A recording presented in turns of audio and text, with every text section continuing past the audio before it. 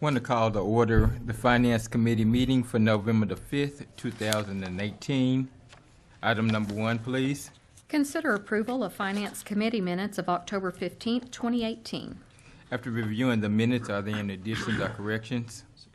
Move the approval. Second. I have a motion and a second to approve the minutes. Any discussion? Roll call, please. Deputy Mayor Janie Boydston. Yes. Marlon Coleman. Yes. Wayne Johnson. Yes. Derek Reed. Yes. Mayor Coburn. Yes. Item number 1 passed. Item number 2. Consider approval of claims for all city departments October 11, 2018 through October 31, 2018. Do we have a report from the Purchasing Committee? Purchasing Committee did meet tonight. Unfortunately, we didn't have a quorum, so we didn't have an official meeting, but did have a couple of questions. I do appreciate the staff answering those questions. I would make a recommendation for approval of claims. Second. I have a motion and a second that we approve the claims. Any discussion? Roll call, please. Deputy Mayor Janie Boydston. Yes. Marlon Coleman. Yes. Wayne Johnson. Yes. Derek Reed. Yes. Mayor Coburn. Yes. Item number 2 passed. Item number 3, please. Consider approval for the City of Muskogee Foundation to hire Luton and Company, PLLC, as independent auditors or take other necessary action. Mr. Miller? Yes, the City Council has the authority to approve the auditors for the City of Muskogee Foundation. Staff and board members from the foundation have reviewed several proposals. They have selected Luton and Company as the independent auditors, and Frank Merrick's here to answer any questions that you may have. You have any questions? No questions on my end. Move for approval. Second. I have a motion and a second. Any discussion? Roll call. Deputy Mayor Janie Boydston. Yes. Marlon Coleman. Yes. Wayne Johnson. Yes. Derek Reed. Yes. Mayor Coburn. Yes. Item number 3 passed. Item number 4. Consider approval of the purchase of one Kubota cab excavator with accessories from Stuart Martin Kubota in the amount of $63,375 per state contract or take other necessary action. Mr. Riley? Yes, Mr. Chairman and committee.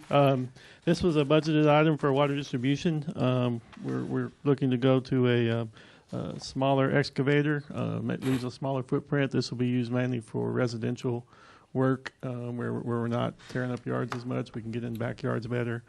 And it's under budget, the state contract price, and it's a local with Stuart Martin, and we recommend approval. Move for approval. Second. I have a motion and a second that we approve this item. Any discussion? Roll call, please. Deputy Mayor Janie Boydston. Yes. Marlon Coleman. Yes. Wayne Johnson. Yes. Derek Reed. Yes. Mayor Coburn. Yes. Item number 4 passed. Item number 5, please. Consider approval to accept the design services proposal from GH2 Architects for the Hatbox Hangar Improvements Project as recommended by staff or take other necessary action. Mr. Wilkerson? Mr. Chair and committee members, start by telling you about the project a little bit, how we came about. We've included in your packet the RFQ, our request for qualifications for the project. As you remember, we were funded from the foundation for a planning grant for a new building to be built at Hatbox, primarily to accommodate our livestock venues, but be multi-purpose that we can use it for other items as well. We were also awarded a grant to do renovation work at the what's sometimes referred to as the box hangar. We refer to it now as hangar number 1. So we had 2 projects. We wanted to combine the 2 projects together and hire one architect. So we put the scope out for RFQ purposes. We had 9 RFQs submitted to us, which is, I think, very good interest in our project. We had a selection committee that reviewed the applications. We narrowed it down. We did some interviews. It was unanimous, the consensus that GH2, which is a Tulsa firm, be selected. The principal GH2 has met with me and on site. We kind of defined a scope. It's described to you in the proposal from GH2. It outlines some fees that will be charged. They're within our budget. So we would recommend that we move forward with GH2 so we can get the project underway. Happy to answer any questions. Any questions from Mr. Wilkerson? Move the approval. Second. Motion and a second, any discussion? Roll call, please. Deputy Mayor Jenny Boydston? Yes. Marlon Coleman? Yes. Wayne Johnson? Yes. Derek Reed? Yes. Mayor Coburn? Yes. Item number 5 passed. Item number 6, please. Consider approval of final payment to H&G Paving for the Hatbox Trail Loop for the amount of $20,769.13 as recommended by staff and Planning Design Group, or take other necessary action. Mr. Wilkerson? Mr. Chair, we wrapped this up about a month ago. We met with the contractor, created a punch list. It took them about 30 days to finalize this punch list, but we feel like it's completed and we're ready to make final payment to them. For your benefit, I threw together a few slides to show you what it was that we constructed, if you'd like for me to run through them real quick. Please. Okay. So basically, this was a connection on Centennial, on the loop at Hatbox, so that, you know, the loop's been there for 20-plus years. That's out on the railroad right away. So what we did was we made an off-street trail to bring you back to Hatbox. So if you went to Hatbox to walk, you no longer have to walk in the street into the parking lot to get back to your destination. So I'll start at, this is the north end. So this is if you're on Centennial Trail on the north end to begin the new portion of the trail. And if you look close in this picture, you can see it's just a very short section getting off the trail there, but you can see the ball field lights. So this is approximately where the soccer fields are, where you come out. Once you get up on that, there's a street there that we built at Hatbox on the north end. The VA uses it every day for their parking. But this is where you come off of Centennial Trail, that little short piece that I was talking about. And then now it's an on-street linkage that takes you back towards the sports complex, in particular the football field. This is the crossing at 40th Street. I'll view both directions. Once you cross 40th Street, then you'll be on the east side of 40th Street, parallel to 40th Street. So this is the section where you used to have to walk on the street. It's a pretty narrow street, and now with all the extra activity at Hatbox, it gets pretty dangerous for people to be traveling on that street. There's different ways to maneuver through Hatbox. I think a lot of people chose this area, but you can see how it parallels. As you move further to the south, this is the football field. Then it turns east between the football field and the dance building there at 40th Street. It crosses, I guess 39th Street there. This is just north of the hangar buildings. The view at this point is towards the softball fields. Parking lot for softball would be there to your left. And then as you moved up just a few hundred feet, this is a connection to the parking lot. So this is a new place that if you drive out to Hatbox, this would be considered a trailhead. You could stop right there and park and get onto this new trail at this point. Just behind me, where the photo's taken of, this is not complete because we're doing this ourselves. There'll be a bench and a drinking fountain that'll be added right here at this location. So this will be one of our trailheads. Then it heads back towards, now we're going to go around softball. Before you just kind of stayed in the parking lot. Now we're going to go around softball, and this is kind of a pretty area now because we've gone through these pine trees. We're going to go around the softball, so that's the trees out around the south edge of the softball fields. Kind of makes an S through there, comes back out around the next softball, and then on the east side where it connects to Centennial Trail, again, this is that point. And this is a point looking back. If you were starting at the other side coming your way, this is where you would look, and it would look if you were going to go back towards the west. So just wanted to show you that. It's a nice addition to the complex, and we're pleased that it's finished. We've got a lot to be proud of with our trail system that we have in Muskogee, but undoubtedly the trail around Hatbox has just always been one of the best places to use our trail system. But with this addition, it's really made it more safer, and it's really, not only made it safer for people, but it's actually added to how much more beautiful it is. Yes. I really think it was really neat going around the softball fields, and it's made it a lot more vital for our community. I agree. Thank you. Taking these photographs this time of the year with the trees and the color and stuff makes it look really, really inviting. Yep, it was. Great job. Move for approval. Second. We have a motion and a second that we approve this item. Any discussion? Roll call, please. Deputy Mayor Janie Boydston. Yes. Marlon Coleman. Yes. Wayne Johnson. Yes. Derek Reed. Yes. Mayor Coburn. Yes. Item number 6 passed. Item number 7, please. Consider approval of the purchase of one 2019 Chevrolet Tahoe four-wheel drive from Vance Fleet Services in the amount of $38,186 per state contract for the fire department, or take other necessary action. Mrs. Swepsons. Good evening, Mr. Chairman, members of the committee. In the 2018-19 capital outlay budget is a new vehicle for the fire chief. Several vehicles were evaluated. The decision was made to go with the Tahoe, which is the current vehicle he has. Just the way that it's configured inside, and all of the console and radio equipment and everything will just mount up better towards the dash and everything. The chief's current vehicle is a 2008 with 77,000 miles. That vehicle will be rotated down to replace a 2003, which is 15 years old, with about 117,000 miles. So that vehicle it's replacing is 15 years old, and being an emergency response vehicle, we want to phase it out and replace it with something a little newer.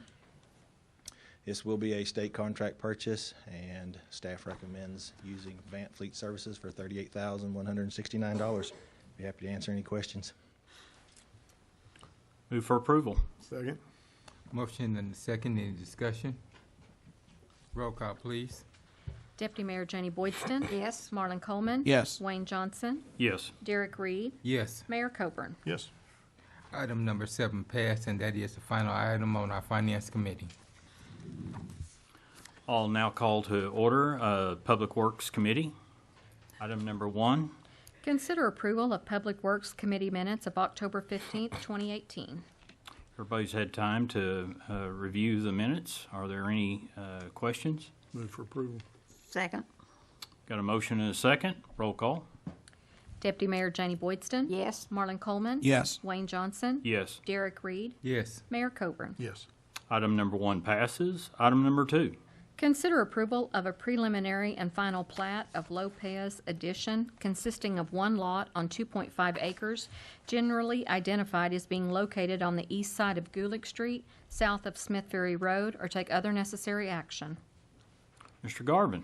Mr. Chairman, members of the committee, the applicant is requesting approval of a preliminary and final plat of Lopez Addition. It consists of one lot on 2.5 acres. The property is located on the east side of Gulick Street, just south of Smith Ferry Road.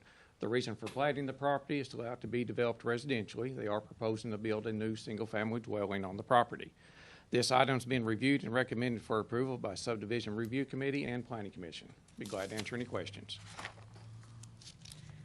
Move the approval. Second. Got a motion and a second. Any questions from council? Roll call.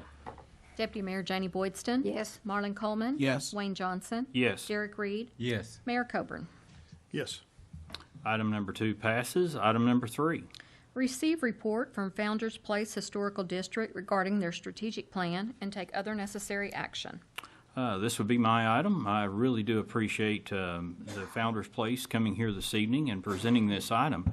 Me and Councilor Coleman have had the opportunity of meeting with them a couple of times, and actually the opportunity of breaking bread a couple of times, and them inviting us to a couple of events.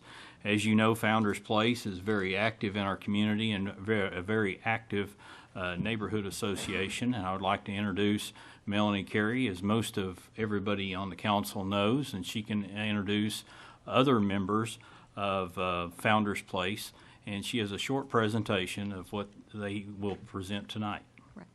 Mayor Coleman, City Council members, thank you so much for allowing us this time tonight. I am here with several members of Founders Place Historical District, our officers and our street captains and board members.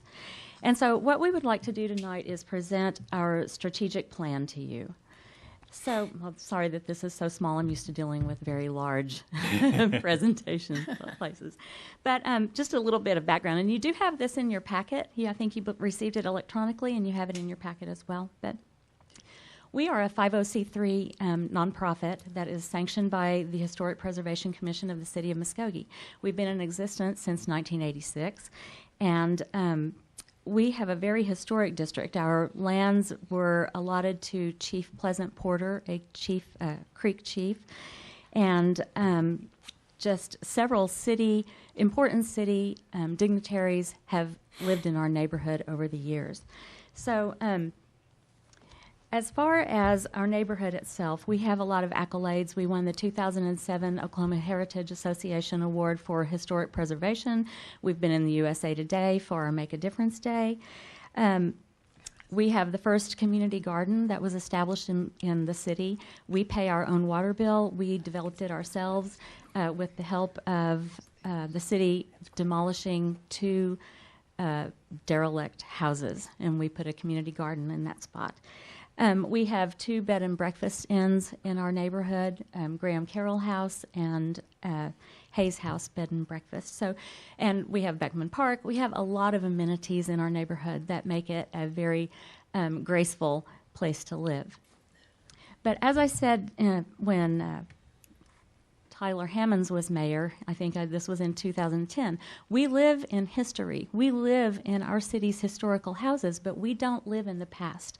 We see a very great future for Founders Place, and we understand the economic benefits that can come from increased tourism, an improved image if we improve our neighborhood, higher ad valorem taxes if we can keep our property values up, and businesses might relocate here when they see that our city values what's important in itself, and that is its history and its historical neighborhoods. So these are some of the houses in our neighborhood. They've been homes of the month for the past year. But as has been noted in several documents in our school district, in the strategic plan, in the comprehensive plan, and in this 2002, we had, our neighborhood had Main Street, Oklahoma, and the Department of Commerce come and do a survey of our historic buildings. And one of the threats that they saw was a poor self-image and participation in numerous studies and surveys, but no action taken. And so I think that that is a repetitive theme in our community, and we want to try to do something about that. So when you look at people who come in from the outside, guests or people who do these surveys for us, they see remarkable beauty here in our historic buildings. And that is really what we are trying to preserve. And so that's why we developed the strategic plan that you have in your document. Because Founders Place and Kendall and our historic districts, this is who we are. This is where we come from. And so with our strategic plan, we want to assert that this is where we're going. This is where we want to go. We want to go from, you can barely see these in the slides, but here are a couple of cars that have been perennially parked in a yard. Thanks to code enforcement, they now park on the street, although one parks in the wrong direction. It seems to be becoming prevalent in our neighborhood. And then there's a slide on the right of what we would really like for that to look like. So before we undertook our strategic plan, we did research on several cities, their historic preservation district plans. And what we found was, and I know that you saw this, but that a weakness is construed as our Historic Preservation Commission. And I don't say that lightly because I served on it for 10 years and I am currently on it. Jonita Mullins has been on it. We feel that maybe we are part of, we're part of that weakness. But city government was also looked on as a threat, government and policies. And it was prevalent throughout every plan in every city that we looked at. It's not something that is just relevant to Muskogee. It's pervasive. And so we don't mean to demean anybody by that. That's not the point. Because Tish, the planning office, Mike Stewart, code enforcement, throughout the last 32 years, they have been so supportive of us. And so that's really not what we're trying to do. But we do want to say that we want to take action to preserve the historic districts that we have and what architecture is left in our historic districts. So we have 5 pillars of our plan.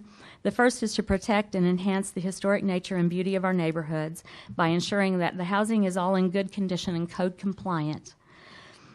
We want to preserve especially the distinctive historic structures, to expand the area to include Broadway and Okmulgee, which it did in our first in our personal historic district plan. We included, but it's not adopted in the city plan. So Tish is working on that now, as well as nominating Founders Place for the historic district historic register. And when we do that, we just talked in the last Historic Preservation Commission meeting about historic district overlay codes. Norman has some. A lot of cities have codes that are pertinent only to the historic district. There are additional codes, such as design guidelines and things like that. So once we become a National Register property, perhaps we can get those historic district overlays in Muskogee as well. If possible, we would like for your computer system to be able to flag properties in Founders Place and Kindle so that they pop up immediately when any searches are being done. Then the people doing that search know that those are in a historic district. And possibly get landlord licensing, which has been talked about over and over again, or have a first page of the abstracts denote that the property is located in a historic district. I wish these would show up better because they are so beautiful. On the left-hand side is Emporia Street before the resurfacing, and on the right-hand side is what it currently looks like. It is so much improved, and we are very, very grateful for that. Our second pillar is to build relationships among residents in Founders Place for safety and a better quality of life. And so what we want to try to do with that is to create neighborhood interactions, which we have been doing. We had a Flag Day celebration.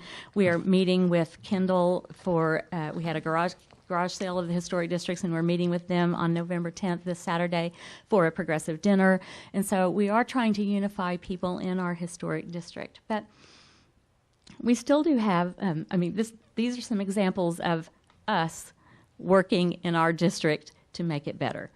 We have 3 women over here on the corner on the top right trying seriously to dig out the mud that was in the street at Emporia and 13th Street. God bless Jason Green. He came back. It was Make a Difference Day, and he helped us so much, and so did Karen Coker. There's just various pictures of us cleaning up our own neighborhood, which we are responsible for and want to be responsible for. Our third pillar is to build partnerships with other historic districts and organizations and with our city leaders, which we do feel like we have a good relationship with the city leaders. We particularly want to continue a good relationship with the police and the code enforcement officers. They have been so helpful in our neighborhood. They respond whenever they are called, and code enforcement comes when it is called. And we have really seen a great improvement in code enforcement just in the last few weeks. That's attributable to us reporting so many things, and I feel like I'm a broken record reporting things, and I apologize to whoever is on the other end of that app every time I file those, so thank you. Our fourth pillar is to provide education to residents, realtors, and the general public. We feel like people don't really understand that Founders Place has so much great history in it. And so we want to have a preservation conference here in Muskogee that we have already started planning. We want to bring in banks to do workshops on home ownership in our neighborhoods so that people who buy the houses can understand what they're getting into with an older home. And we want to revitalize our neighborhood watch.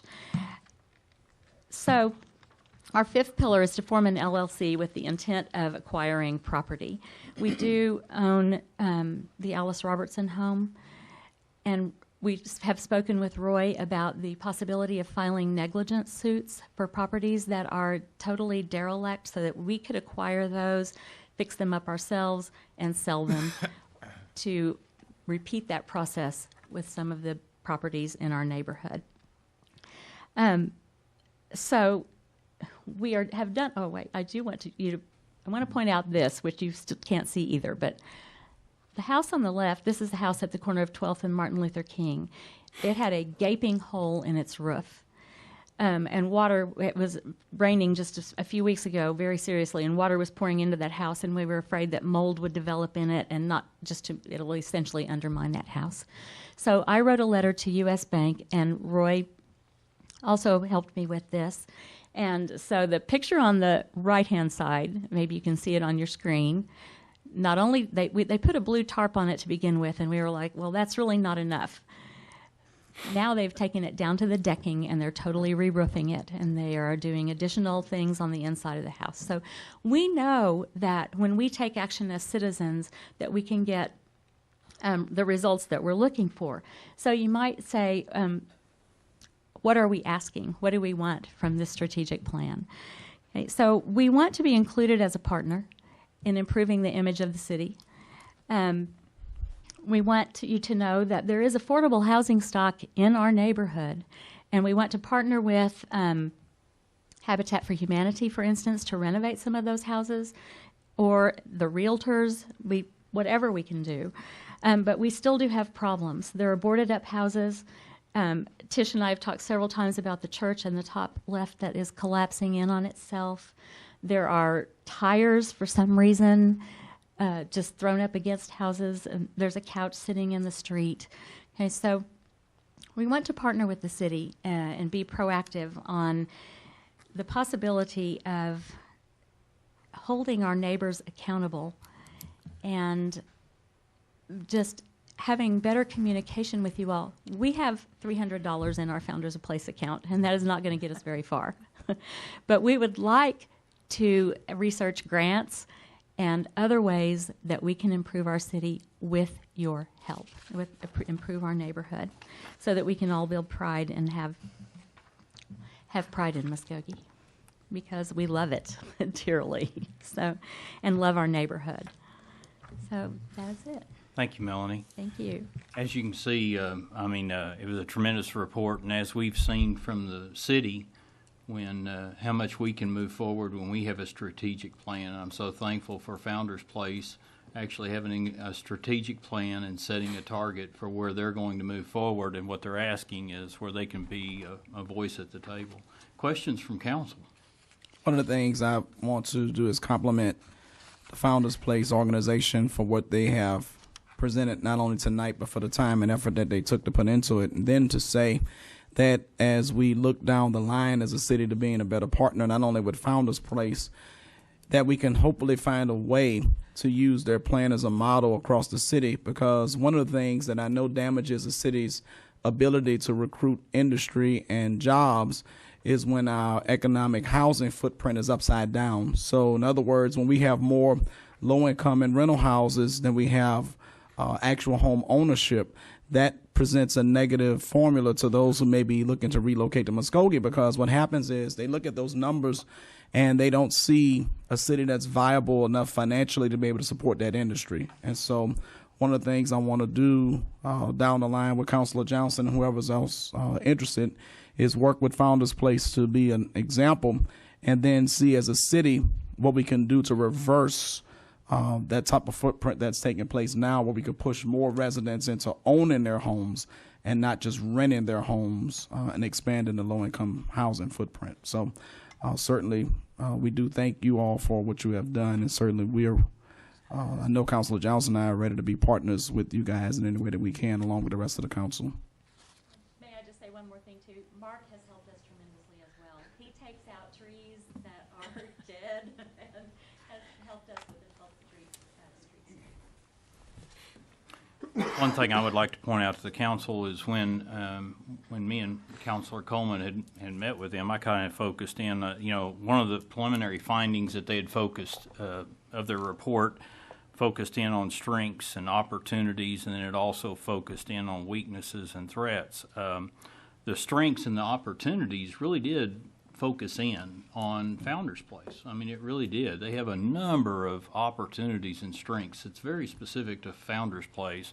But when I looked at the weaknesses and the threats, they really didn't just speak of Founders Place. They spoke to our entire community. Some of those same weaknesses are throughout our community. So I think as we, I agree with Councilor Coleman, as we look at this as a model for the work that was done here, we can look that it's very similar to what we see throughout our community and how it can be addressed. Any other questions or comments from other councilors? Thank you very much, Melanie. Appreciate your presentation this evening. Get back to my agenda. There'll be no action on this item, so we'll go to item number 4.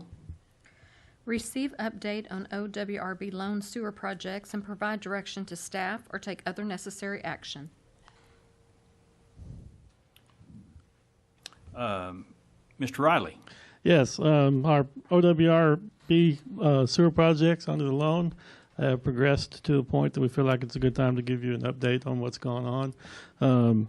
One thing we found is that we've got some good bid prices, so there is some additional money, and at a later date, we're going to come back to you with some suggestions as to how we feel that should be spent. But tonight, we're going to give you an update of what's going on so far, and Jay Updike's going to do that.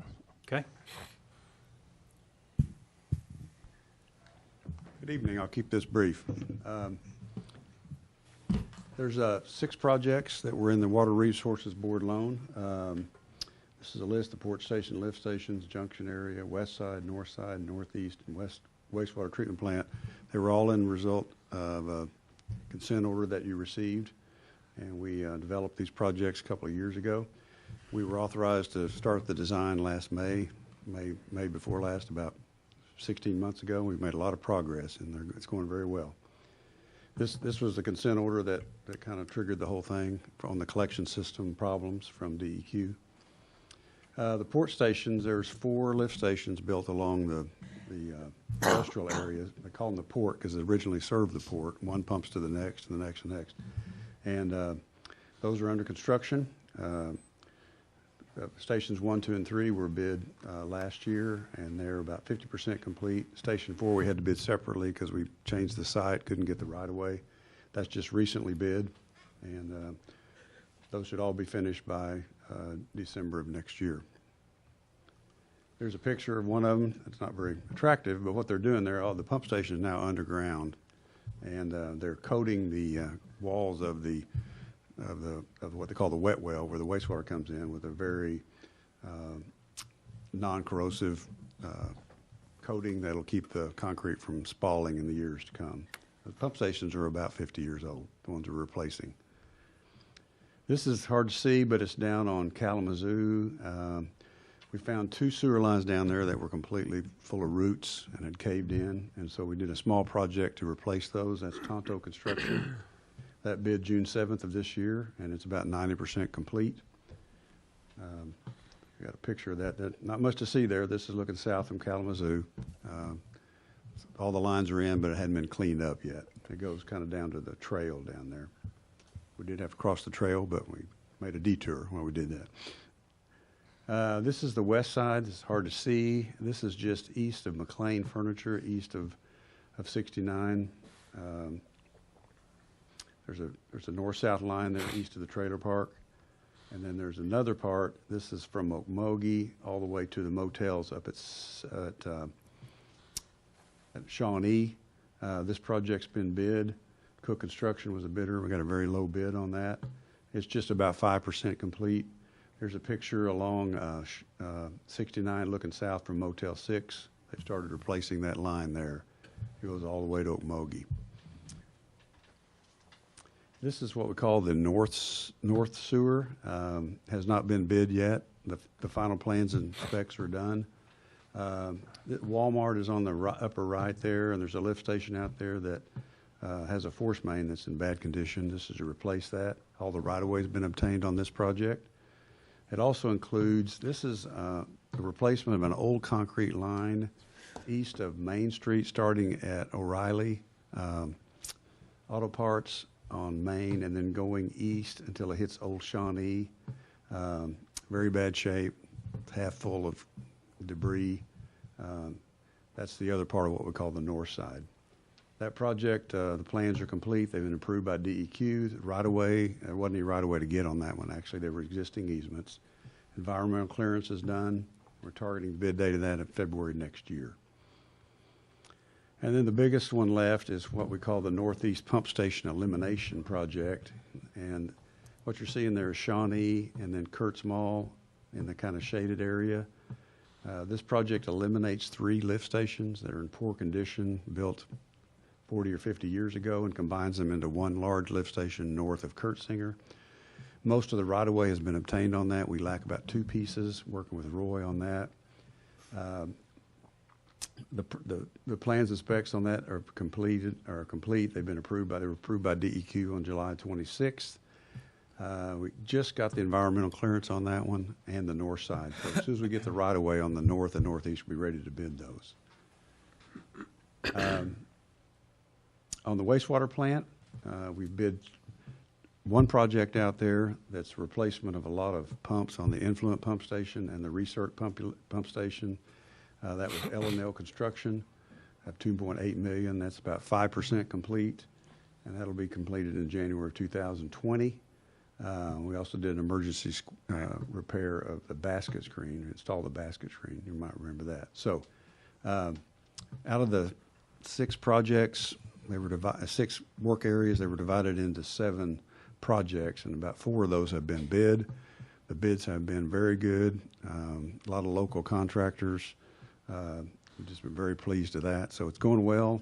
I think we're ahead of any schedule in a consent order, so we don't have to worry about that. So if there's any questions, I'll try to answer them. Thank you, Jay. Appreciate it. You bet. Thank you. Thank you very much. Mr. Riley, you have anything to add to the report? No, just the everything's gone well, and we're appreciative of good bids, and construction's ongoing on a lot of these, and we'll be back with some more discussion on the additional money because of the low bids. Okay. Well, that is great news. We love to hear reports like that. Any other questions from council? Okay, no action is needed on this item, correct? That's correct. Okay, item number 5. Receive annual report on industrial pretreatment program performance summary or take other necessary action. Mr. Riley. Yes, this is our annual report on industrial pretreatment program. Abby Wright is going to give this report. Good evening. Let's see. We're required through our the Clean Water Act to report on our industrial pretreatment program every year. So I'm not going to go through the whole performance summary, but I'm required to. We didn't have any industries who were in significant violation. I did have to issue 6 notice of violations, 2 of which were for discharge exceedance of discharge limits, but we resampled those industries and they were in compliance. So I'm here to answer any other questions you may have. All industries were responsive. Yes. Okay. Any questions from council? Thank you very much for the report tonight. For purposes of the meeting the reporting requirements, it would probably be appropriate to receive this report. Yeah. We just do have so to we receive have it. there's an action in the minutes. Do I have a motion to receive the report? So moved. Okay, I got a motion and a second. Roll call. Deputy Mayor Jenny Boydston. Yes. Marlon Coleman. Yes. Wayne Johnson. Yes. Derek Reed. Yes. Mayor Coburn. Yes. That would conclude our Public Works Committee. Then we have recognition of citizens addressing the council. We have received none, so that would conclude our Public Works Committee meeting this evening. We'll now move to our special call meeting of Muscovy City Council. Roll call, please. Mayor Bob Coburn. Here. Deputy Mayor Jenny Boydston. Here. Dan Hall. Marlon Coleman. Here. Jamie Stout. Wayne Johnson. Here. Patrick Kale. Ivory Van. Derek Reed. Here. Item number 1. Hold a public hearing and consider approval of ordinance number 4057A, closing the 10-foot utility easement lying in the southwest quarter, section 18, township 15 north, range 19 east, as well as authorizing the city to prepare, file, and execute any and all documents necessary to facilitate the permanent closure of the easement or take other necessary action. Mr. Garvin. Mayor, members of the council, we received a request from Heartland Surveying. They are requesting to vacate a 10-foot wide utility easement. Mr. Garvin, let me stop you just a second. We're going to consider ourselves in a public meeting.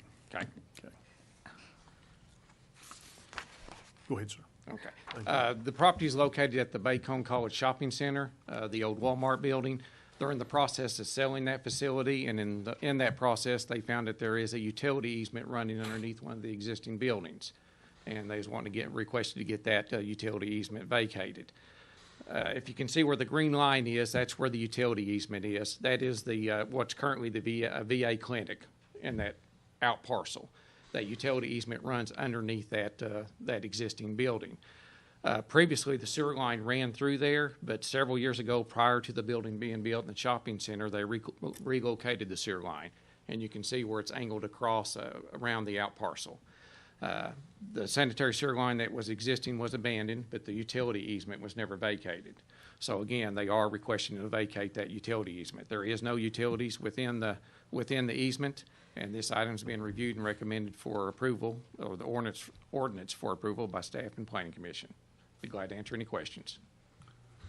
Thank you, sir. Nobody signed up to speak to this item unless there's someone present that has not signed up. We will close the public hearing. Council have question or comments? Move for approval. Second. And a motion and a second. Any comments further? Roll call. Deputy Mayor Janie Boydston? Yes. Marlon Coleman? Yes. Wayne Johnson? Yes. Derek Reed? Yes. Mayor Coburn? Yes. Item number 2.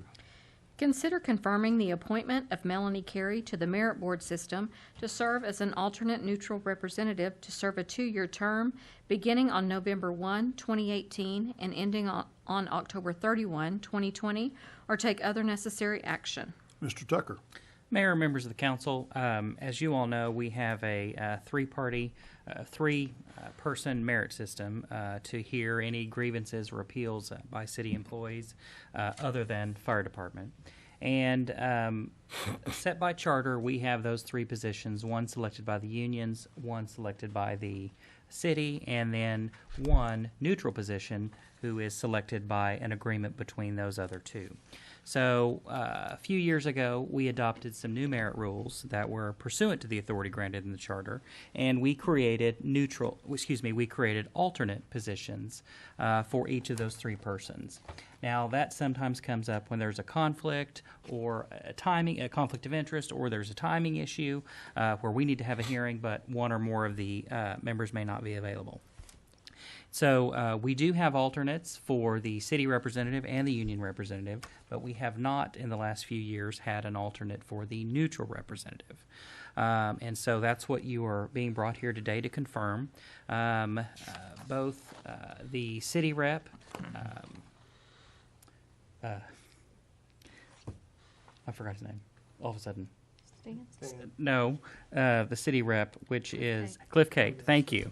Blanked out there for a minute. Cliff Cate and Norman Grayson, who is the union rep, have agreed to bring forward the recommendation of Melanie Carey to serve that position. And they confirmed or made that appointment at the last Merit Board hearing. I believe it was on the 29th. Mm-hmm. So pursuant to the merit rules, that appointment has to come to the council for confirmation. So that's what is being brought before you today. So, all right. Move for approval.